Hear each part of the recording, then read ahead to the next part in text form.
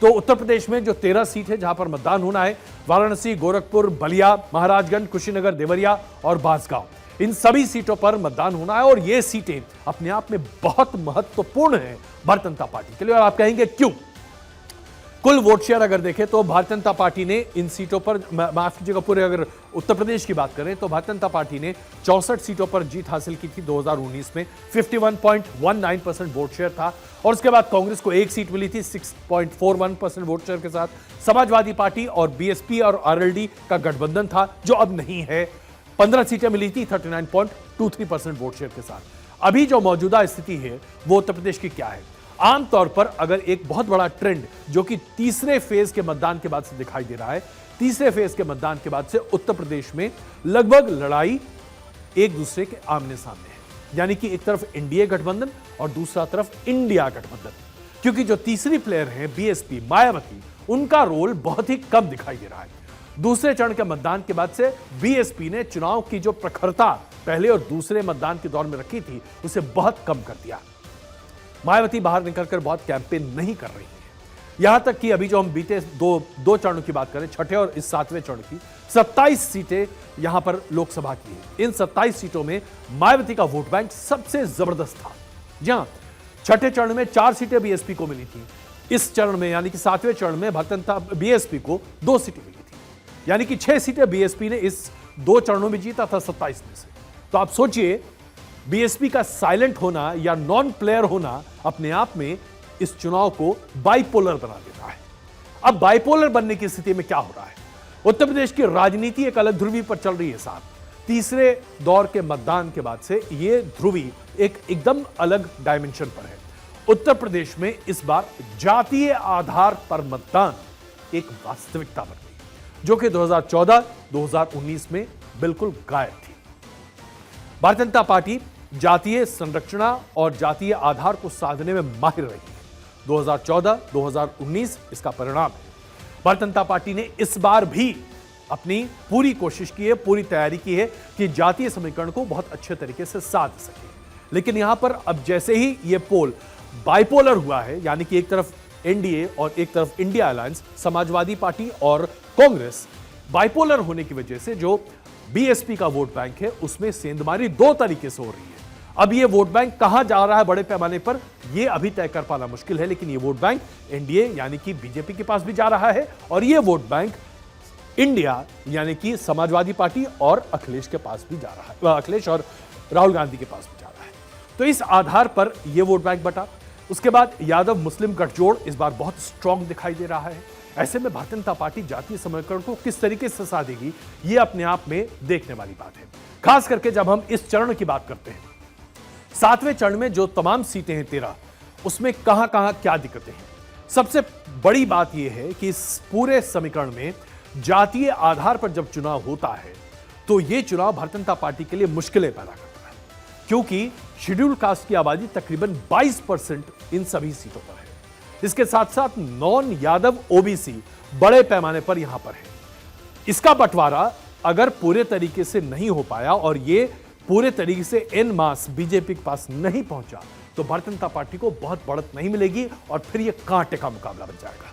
देखिए, कुछ एक मुद्दे हैं जिस पर बहुत अच्छा फायदा यहां पर दिख रहा है बीजेपी को, जैसे कि माफिया राज। इस पूरे प्रांत में माफिया राज के खात्मे से लोगों को बहुत राहत मिली है। इंफ्रास्ट्रक्चर बड़े पैमाने पर सुधार हुआ साहब। आप वाराणसी और पूरे पूर्वांचल में चले जाइए, जिस तरीके का इंफ्रास्ट्रक्चर है वो पहले कोई सपने में सोच नहीं सकता था। मेडिकल फैसिलिटी भी पहले से काफी बेहतर हुई है और काशी के जीर्णोद्धार के साथ ही जो धार्मिक पर्यटन है वो बड़े पैमाने पर बढ़ा है, लोगों की जेब में पैसे आ रहे हैं। तो जब मैं काशी की बात कर रहा हूं तो आइए चलते हैं, अदिति हमारे साथ इस वक्त मौजूद है। अदिति, वाराणसी में आप मौजूद हैं और आपकी टिप्पणी के बगैर हमारा ये एनालिसिस पूरा कैसे हो सकता है? तो सबसे पहले ये बताइए, मजा मां? बिल्कुल नहीं सर, ये बात बतानी जरूरी है। कहावत है ना जैसे कि चीरापूंजी की बारिश और वाराणसी का ट्रैफिक और वाराणसी का तापमान, ये एकदम खतरनाक स्थिति में है। और मैं हेड्स ऑफ करना चाहूँगी वाराणसी की जनता को कि वो आज भी, क्योंकि आज अमित शाह का अभी रोड शो था और ज़बरदस्त भीड़ उस रोड शो में देखने को मिली, और इस टेम्परेचर के बावजूद भी अभी 8:30 सवा 8 का समय हो रहा है और अभी भी 42 डिग्री टेम्परेचर है। और उसके बावजूद भी लोग प्रधानमंत्री नरेंद्र मोदी के लिए दीवाने सड़क पर और बाहर निकल रहे हैं और बहुत जोश में हैं। लेकिन इसके अलावा जो बातें हैं वो वाराणसी में बेहद महत्वपूर्ण बातें हैं। पहला कि जाहिर तौर पे इस बात का गर्व है वाराणसी की जनता को कि हम सांसद नहीं, हम देश का प्रधानमंत्री चुनते हैं और ये वो प्रधानमंत्री है जिसको पूरी दुनिया चाहती है और ये वर्ल्ड लीडर है। इसके अलावा हम बुनकरों के साथ गए, हम सबका साथ सबका विकास की जो दावा करती है भारतीय जनता पार्टी, इस वजह से मुस्लिम इलाकों में भी गए कि वहाँ के लोग क्या चाहते हैं, बुनकर यहाँ क्या चाहते हैं, घाट पर स्थिति क्या है। इन तमाम बातों के बीच में आपको बता दें कि ये 7वां फेज, जैसा सर आप पूरा डिटेल में बता रहे थे, ये 7वां फेज बेहद महत्वपूर्ण है क्योंकि वाराणसी में यहाँ आखिरी चुनाव होने वाला है। ऐसी स्थिति में यहाँ पर तमाम जो नेता हैं वो यहाँ पर कैंप किए हुए हैं और सबसे बड़ी बात है कि भारतीय जनता पार्टी सबसे बड़ा मार्जिन से यहाँ पर ये सीट निकालना चाहती है। इसका एक बड़ा संदेश जाएगा।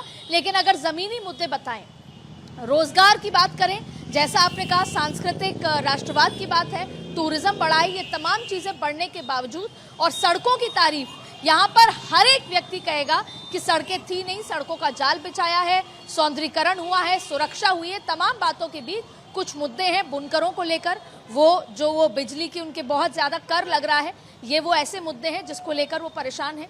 इसके अलावा रोजगार का भी एक बड़ा अगर मैं आपको थोड़ा सा रोकूं, ये जैसे मैं दिखाना चाहूंगी, ये टूटू जो चल रहे हैं अदिति, अगर आप एनालाइज करें तो मैं आपसे एक बहुत सीधी बात समझना चाहता हूँ, हमारे दर्शकों को बहुत एकदम स्पष्ट बताइए, क्या इस बार उत्तर प्रदेश में जहां आप बैठी हैं, आप जमीन पर वहां पर हैं, स्थानीय मुद्दे राष्ट्रीय मुद्दे पर हावी हो रहे हैं जी, और क्या जातीय समीकरण बड़े पैमाने पर 7वें चरण में और बाकी भी चुनाव में हावी होता दिख रहा है? क्योंकि देखिए, अगर ये है तो इसका मतलब यूपी की अंडरस्टैंडिंग हम लोग को पूरी तरीके से रीडू करनी पड़ेगी।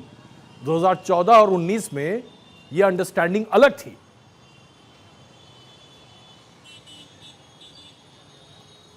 बेहद महत्वपूर्ण ये सवाल, क्योंकि वाराणसी में खड़े होके यहाँ पर 3 दिन 4 दिन गुजारने के बाद यहाँ पर भी जो मुद्दे हैं वो लोकल मुद्दे हैं, सबके अपने मुद्दे हैं, रोजगार को लेकर है, बुनकरों के अपने कर को लेकर मुद्दे हैं।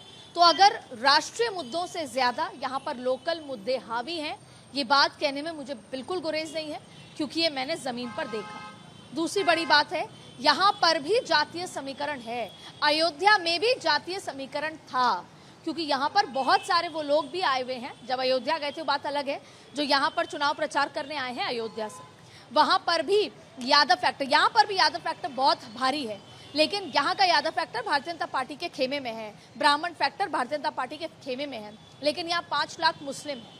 तो ऐसे बहुत सारे फैक्टर्स हैं। तो ये 2 बातें जो आपने मुझसे पूछी, पहला राष्ट्र मुद्दों से ज़्यादा लोकल मुद्दे हावी हैं और दूसरा यहाँ पर जातिवाद हावी है। ये बात अलग है क्योंकि यहाँ पर पर्सनालिटी कल्ट है, प्रधानमंत्री नरेंद्र मोदी हैं तो उनको एक अलग तरीके से देखा जाता है, लेकिन फिर भी अगर आप गली कूचे ज़मीन पर जाएंगे तो आपको जाति समीकरण और इसके साथ साथ लोकल मुद्दे ही ज्यादा नजर आने वाले हैं। अब इसी के साथ अदिति, मैं एक छोटी टिप्पणी और ले लूं आपसे, क्योंकि हम चाहते हैं कि आपकी मौजूदगी इस शो में रहे, अब जब आप हमारे साथ जुड़ी गई हैं। तो देखिए, मैं ये समझना चाहता हूं कि यूपी को इस बार जिस तरह के तमाम एनालिस्ट कह रहे हैं, आप जमीन पर इसलिए पूछना चाहता हूं, यूपी अगर कास्ट लाइंस पर वोट कर रहा है तो जाहिर सी बात है इस बार एमवाई फैक्टर और तमाम अन्य फैक्टर भी काम करेंगे, और ये भारतीय जनता पार्टी के हक में तभी जा सकते हैं जब आपके पास एक ओवरराइडिंग कोई थॉट हो, या तो हिंदुत्व का मुद्दा हो, मोदी का चेहरा हो, कुछ ना कुछ ऐसा होना चाहिए जो कि लोगों को बाइंड कर सके। क्या ये जमीन पर आपको दिख रहा है? क्या ये बाकी प्रांतों में भी उत्तर प्रदेश के दिखेगा ऐसा, या दरअसल बाकी प्रांतों में भी जातीय आधार, स्थानीय मुद्दे, धार्मिक आधार, इसी पर मतदान हुआ है? आपने एक यहाँ पर फैक्टर लिया है, ओवरराइडिंग फैक्टर क्या होगा, तो वो ओवरराइडिंग फैक्टर है महिला फैक्टर, क्योंकि पूरे उत्तर प्रदेश में जाति पर चुनाव होता नजर आ रहा है। बहुत कम जगह देख लें जिसमें बनारस भी एक है जहाँ पे मोदी कल्ट या राष्ट्रीय मुद्दे थोड़े बहुत नजर आएंगे, लेकिन पूरे उत्तर प्रदेश में जातीय समीकरण और लोकल मुद्दे नजर आ रहे हैं। इसीलिए आप देखिए, मनोज सिन्हा ने अपनी एक अलग बैठक करी है यहाँ पर समाज की, अलग अलग समाज के नेता अलग अलग बैठक चुपचाप कर रहे हैं। मैं कल भारतीय जनता पार्टी के एक बड़े नेता, बड़े स्ट्रैटेजिस्ट से मुलाकात करी। उन्होंने खुद ने माना कि राजस्थान, बिहार में सीटें कम हो रही हैं। बिहार का भी नाम लिया उन्होंने ये कहा कि हमारी सीटें आंध्रा में, तेलंगाना में, बंगाल में, उड़ीसा में, यहाँ तक कि उड़ीसा में विधानसभा की सरकार भी बन सकती है। लेकिन उन्होंने कहा उत्तर प्रदेश में भी बहुत चीज़ें जो वॉच आउट करने के लिए आप अभी कह रहे हैं, भारतीय जनता पार्टी खुद वॉच आउट कर रही है। यही वजह है कि ये बात मैं जिम्मेदारी से कह रही हूँ। भारतीय जनता पार्टी के एक दिग्गज नेता ने कहा कि नरेंद्र मोदी जी ने बार बार एक बात कही है कि मेरी जो मीटिंग्स हैं वो महिलाओं की मीटिंग कराएं। और आप मानेंगे, यहाँ पर एक यूनिवर्सिटी है, संस्कृत यूनिवर्सिटी, अभी 7 दिन पहले वहाँ पर महिलाओं की बहुत बड़ी मीटिंग हुई, जहाँ पर सिक्योरिटी गार्ड जो पुरुष थे वो भी बाहर थे, पत्रकार भी महिलाएं अलाउड थी, और मोदी जी के साथ वहाँ पर 7,000 से ज्यादा संख्या में महिलाएं मौजूद थी। और प्रधानमंत्री नरेंद्र मोदी से उन्होंने अपने दिल की बात करी और उसको एक सक्सेसफुल, बेहद सक्सेसफुल इवेंट बताया जा रहा है। उससे पहले भी उत्तर प्रदेश के अलग अलग इलाकों में प्रधानमंत्री जी ने महिलाओं से मुलाकात करी। तो अगर MY फैक्टर, अगर जाति फैक्टर इस तरीके से बिगड़ता है, आपने कहा था मुझे हमको रीथिंक करना पड़ेगा, तो यहाँ पर जो ये ओवरराइडिंग फैक्टर रहेगा वो महिला फैक्टर रहेगा, जो कि अंडर द कार्पेट है, जिसको अंडर करंट भी कहते हैं। और भारतीय जनता पार्टी उस पर वॉच आउट कर रही है और उस पर बहुत ज्यादा डिपेंड कर रही है और बहुत ज्यादा उम्मीद कर रही है। चलिए, बहुत महत्वपूर्ण जानकारी आपने दी, लेकिन आप हमारे साथ बने रहिए। हम यहाँ पर उत्तर प्रदेश की 2-3 बातें और करते हैं, ब्रेक लेंगे, लेकिन आप हमारे साथ बने रहिए। बाकी राज्यों का एनालिसिस अभी बाकी है, इसलिए हम आपसे उस पर चर्चा करेंगे। तो आपने बनारस की पूरी वास्तविकता और स्थिति देखी। प्रधानमंत्री नरेंद्र मोदी, जाहिर सी बात है, इसमें किसी को शायद संदेह नहीं होना चाहिए कि वाराणसी में उनके लिए एक ज़बरदस्त क्रेज़ है और ये चुनाव जीतना उनके लिए उतना महत्वपूर्ण नहीं है। महत्वपूर्ण ये है कि जीत का मार्जिन कितना बड़ा होता है। इसके साथ साथ मिर्ज़ापुर से अपना दल एस की अनुप्रिया पटेल चुनाव लड़ रही हैं। ऐसा माना जा रहा है कि अनुप्रिया पटेल के लिए ये चुनाव उनके अब तक के सभी चुनाव से सबसे मुश्किल चुनाव माना जा रहा है। स्थानीय मुद्दों के साथ साथ जातीय समीकरण भी बड़े पैमाने पर हावी हो रहा है। यही हाल चंदौली में केंद्रीय मंत्री महेंद्र नाथ पांडे का भी है। वहां पर भी जातीय आधार बड़े पैमाने पर काम करता दिख रहा है। बलिया से पूर्व प्रधानमंत्री चंद्रशेखर के बेटे नीरज शेखर मैदान में हैं।